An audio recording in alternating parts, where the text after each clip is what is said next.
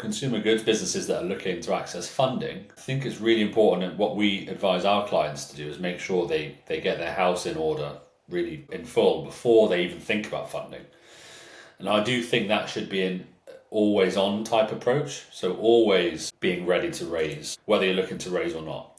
And what that looks like is having really clean, up to date bookkeeping, really good financial reporting in your business, and a strong understanding of key metrics that make your business attractive and understandable for investors.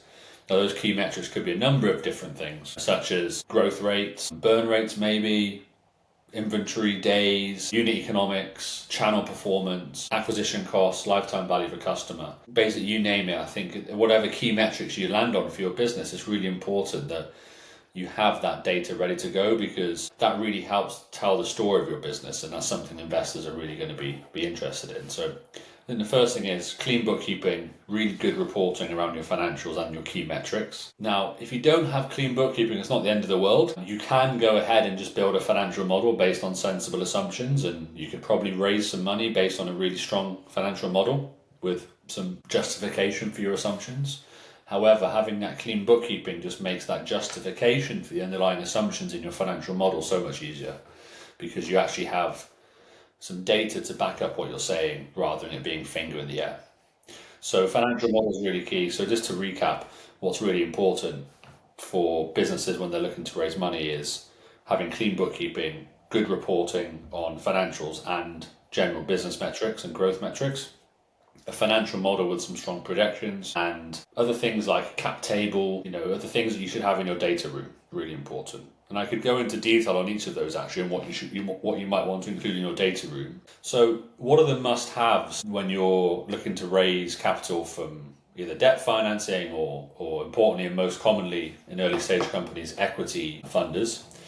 Really, I think I split that into four main things with some supporting documents. So the four main things I think you need is you need a pitch deck that explains your business, your value proposition, why you're unique, what problem you solve, etc., etc. You really need a go-to-market playbook as well, including a brand Bible or something. How are you going to go to market? How is that effective?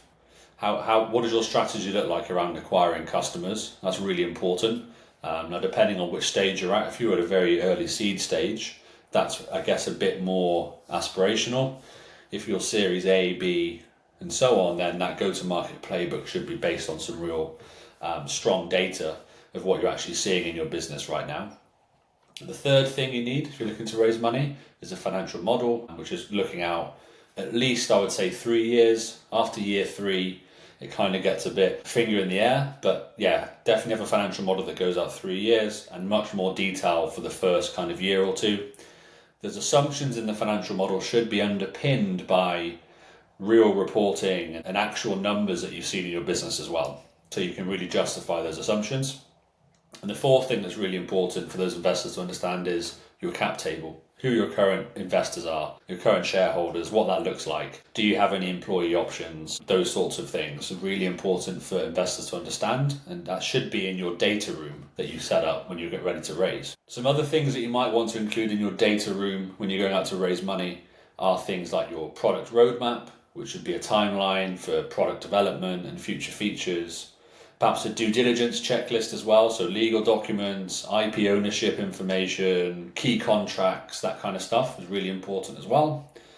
Any market research reports, validating the market opportunity and trends that you're seeing. And also, like any good marketing, some good customer testimonials and case studies and proof of value for your customers was really going to help with your fundraising. When you're looking to raise money from investors, I think having real-time accounting is really important. And I say that because you might be in an investor meeting and they might ask you what your current performance looks like this week, this month, perhaps last month.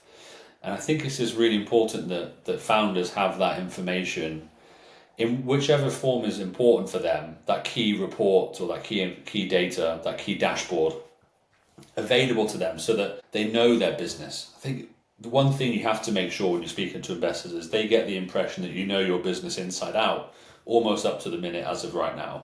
What did last week look like in terms of revenue? Those sorts of things are really important, and I think it just helps to build that trust with investors. So it helps underpin your forecasting for sure, having up to date financials. But you being able to answer questions almost in real time about your business is really just going to foster that trust with the investor, and they're probably going to want to do business with you. So once you've actually raised money from your investors, whoever it may be, I think it's really important then to not necessarily stick to the exact plan, that the budget that you outlined to your investor. Now, this may be a controversial point, but I really believe strongly that the best businesses don't operate their business based on their budget, especially an early stage business. What I mean by that is the budget is out of date pretty much as soon as you've set it. Now, for big businesses, the budget's really important. It helps with people management, it helps with investor relations, all these sorts of really important things for big, large companies.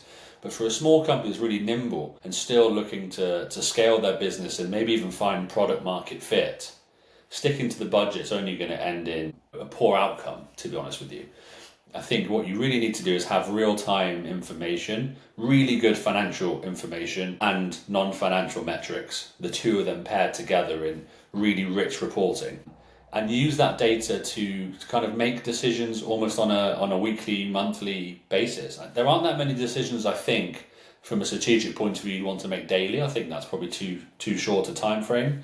But sometimes weekly and certainly monthly things will change. So in your budget, you might have an allowance, a line in your budget for certain advertising campaign, for example.